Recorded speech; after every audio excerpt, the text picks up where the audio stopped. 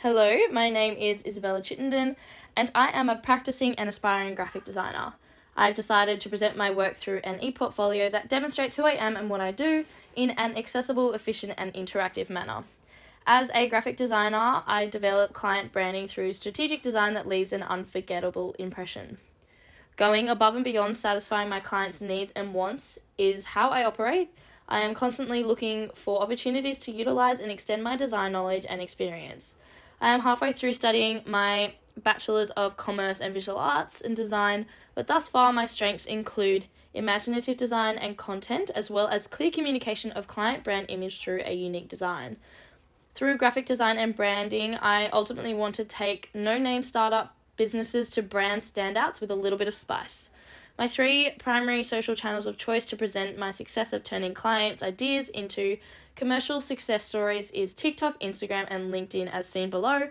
I'm using LinkedIn as I aim to expand and grow my client base, and LinkedIn provides the perfect platform in which I can do so. This platform can be used to efficiently build brand awareness, relationships, and customers, and scope the competition. It enables me to participate in industry-led discussions as well as engage in relevant content. I really like that LinkedIn enables me to market to potential customers, partners, as well as maintain relationships on a corporate level. Instagram, on the other hand, is a more visual channel, naturally driving brand awareness, boosting sales with its internal shop, whilst efficiently building and tracking audience engagement.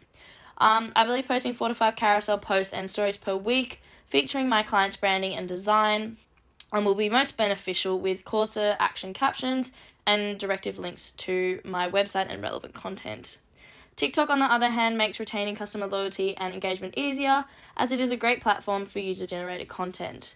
It is estimated that by the end of 2022, 1.5 billion users will be using TikTok, and so with such a large range of users, TikTok provides a unique opportunity to grasp new clients through both organic and user-generated content. Posting innovative, lead generation-oriented content featuring my design about 4 times a week will be beneficial for maintaining my clients and their loyalty and engagement. So just a little bit about me. I am an entrepreneurial graphic designer, adding spice to life through a little bit of creative exploration. As mentioned, I am currently studying a double degree in the Bachelor of Commerce and Visual Arts and Design at the University of Wollongong, where my interest in design was sparked. I have approached since studying small, medium enterprises and sporting teams who I believe could further maximise their branding potential. The results of such pro bono collaborations have grown my experience, forming a base of which I have begun to build my brand further. My mistakes in this arrangement are not a loss for the client, but rather a gain for me to learn and improve on next time.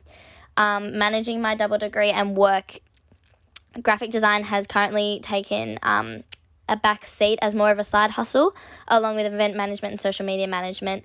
However, design possibilities are continuously growing and I'm not going anywhere. So look out for Izzy Chittenden, a name that's honestly so difficult to pronounce that once you've got it, you'll never forget it. Now come and look at some of the work that I've done previously. I've got 3 primary content channels. As stated before, we've got Instagram, TikTok, and LinkedIn. Each of these 3 channels will feature content that goes into further detail about what I've explained previously. As you can see, each platform has a consistent profile image, a clear black and white professional photo that presents me. I've got my full name on the top of each of these platforms, as well as a consistent bio that immediately states what I do, being graphic design and branding, and then follows with a catchy little statement, and that stating that creative strategy that leaves an unforgettable impression. Following that, across all platforms, I do then have my contact and then my my website link as well. So, as you can see, that clear here, and then we can move on to my first post and piece of content on Instagram. So I've got a carousel post. Immediately, it presents quite an eye-catching design, a pattern of the logo of a client, and then we move on to related images on the carousel, as well as a simplified black and grey logo, the submark, and then the typeface. As you can see, the caption begins with a statement: "Watch out, meat lovers, introducing Pleased to Meet You," being the brand. So I introduce myself almost as this is my first business that I will be working with, and then introduce who Pleased to Meet You is. I've also included various and relevant hashtags with the post in order to generate and channel the right audience to the post. As you can see, it has already worked in such a short amount of time with someone already engaging in the Instagram post. To LinkedIn, this is my piece of content. As you can see, I've again got a interesting and engaging caption followed by relevant hashtags, and then if we look at my full profile, again I've got that consistency with the profile image, as well as all my contact information ready to go for anyone who's wanting to get in contact with me, as well as my bio just below in the about section, and then there is the activity there featured.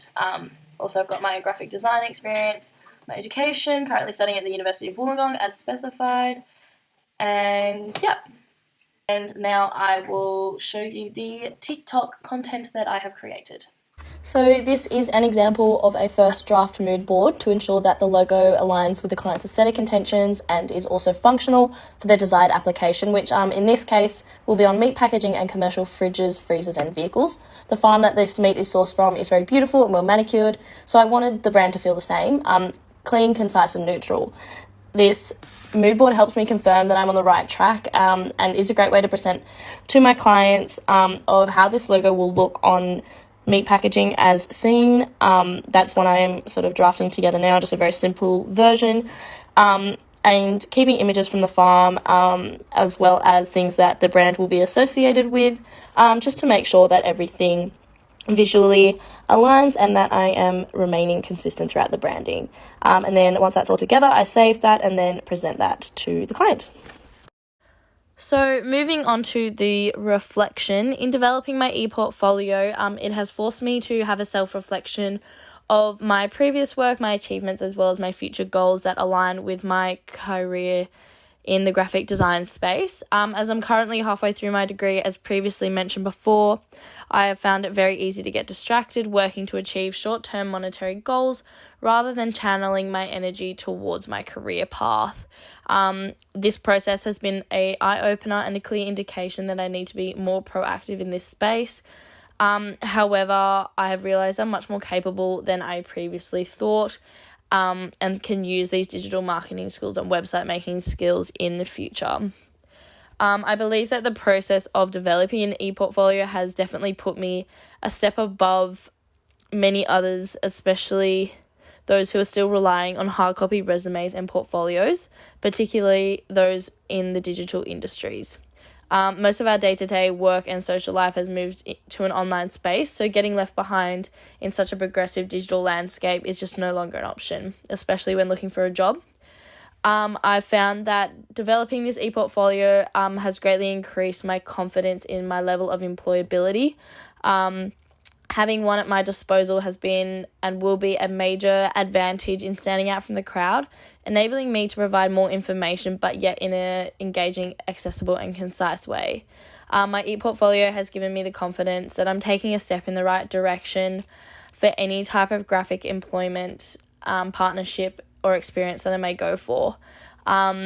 Leaving low competence work and to go for a more career-based opportunity is really daunting, but presenting an e-portfolio when applying for such a job seems to have taken that edge off. And just at the bottom of every page, I wanted to mention that I've just got my contact details and a link to my 3 primary social channels as well.